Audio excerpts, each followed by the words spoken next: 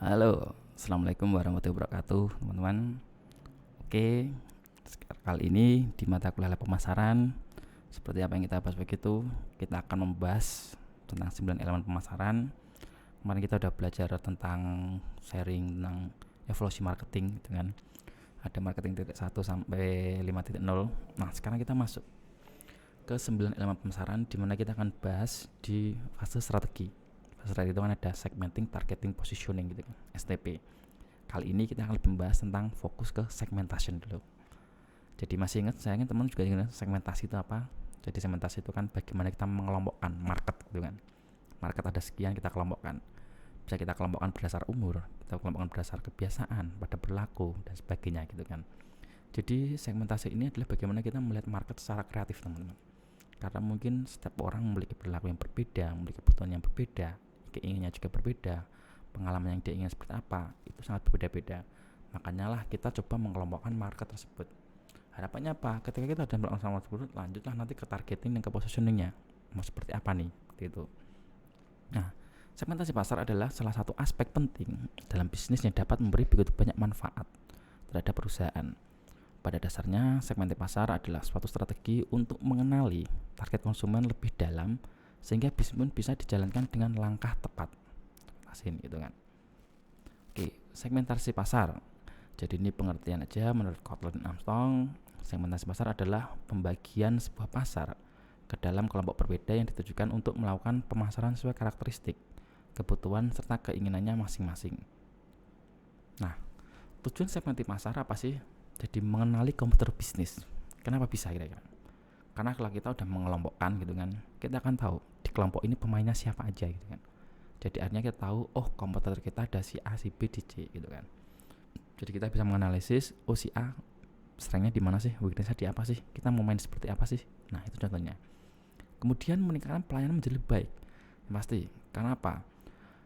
Kita akan tahu bahwa kelompok ini seperti ini, kita bisa memberikan tepat sasaran terhadap kelompok tersebut. Bahan evaluasi dan perencanaan bisnis, kemudian bisa meningkatkan efektivitas strategi pemasaran. Karena itu tadi, semakin kita tahu segmentasi kita kelompokkan, si ini karakter seperti ini, strategi apa nih yang pas buat masalah kita untuk segmentasi tersebut. Nah, secara dasar segmentasi konsumen ada beberapa poin, yaitu dapat diukur. Artinya pembagian konsumen yang dilakukan harus terukur, entah itu besar, luas, jumlah ataupun daya belinya dalam setiap kelompok pasar. Dapat dibedakan, maksudnya tiap-tiap kelompok target pasar bisa dibedakan dengan jelas, logis dan dapat dijangkau. Artinya segmentasi pasar adalah hal yang mampu dilaksanakan dan terjangkau oleh perusahaan. Kemudian memiliki skala atau ruang lingkup target yang cukup besar. Target pasar yang dituju berpeluang memberi keuntungan bagi bisnis. Nah, ini 4 kategori segmentasi pasar, teman-teman. Ada demografis, yaitu pengelompokan berdasarkan demografis, berarti kita melakukan konsumen berdasarkan bisa usia, gender, pekerjaan, gaji, pendidikan, keluarga, etnis dan status. Ini kita berdasar demografis nih, misal usia berapa, remaja, terus gendernya apa, laki-laki, perempuan. Bisa juga kita mengelompokkan segmen pasar berdasarkan geografis. Jadi namanya juga geografis berdasarkan lokasi. Jadi misalnya di area mana, di wilayah mana, kota mana, itu berdasarkan geografis. Kalau berdasarkan psikografis, itu segmentasi terakhir ini termasuk kategori yang cukup sulit dianalisis. Karena terkadang bisa subjektif, kan bicara psikologis manusia gitu kan. Jadi faktor-faktornya bisa meliputi kepribadian, motivasi secara sadar maupun tidak sadar, lifestyle serta opini di sana, teman-teman. Kemudian terakhir adalah kategori berdasarkan perilaku.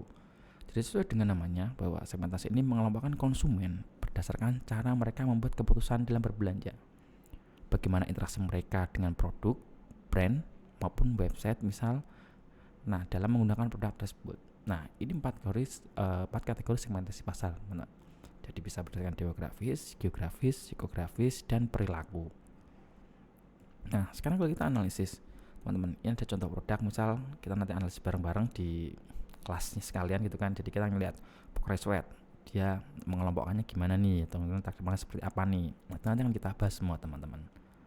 Nah, ini ada prosedur melakukan segmentasi pasar. Jadi pertama, kita melakukan tahap survei nih. Jadi langkah pertama ketika kita ingin melakukan segmentasi pasar adalah survei.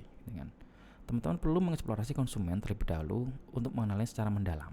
Entah itu dengan bagian kuesioner, wawancara. Harapannya apa? Kita bisa mendapat data dulu di sana gitu kan. Kemudian kita coba analisis. Tahap kedua dari segmen pasar adalah menganalisis informasi. Jika Anda telah memiliki data yang dibutuhkan, maka kemudian Anda harus melakukan analisis terhadap informasi tersebut. Jadi setelah dapat survei, dapat informasi, analisis, dan kita tahap identifikasi yang terakhir gitu kan. Tahap akhir segmen pasar adalah melakukan identifikasi.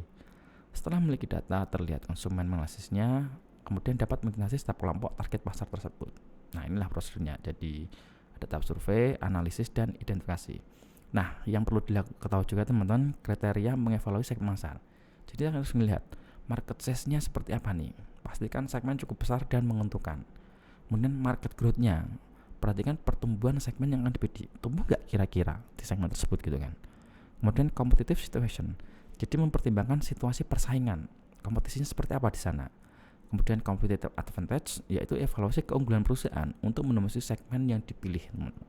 Nah, ini beberapa poin yang perlu teman-teman ketahui juga. Oke, mungkin itu saja dari saya. Akan lebih banyak kasus lagi nanti di kelas karena kita berbicara live pemasaran, banyak case dan praktek dan kasus-kasus dan lain sebagainya. Sekian dulu dari saya, mohon maaf atas kesalahan. Wassalamualaikum warahmatullahi wabarakatuh.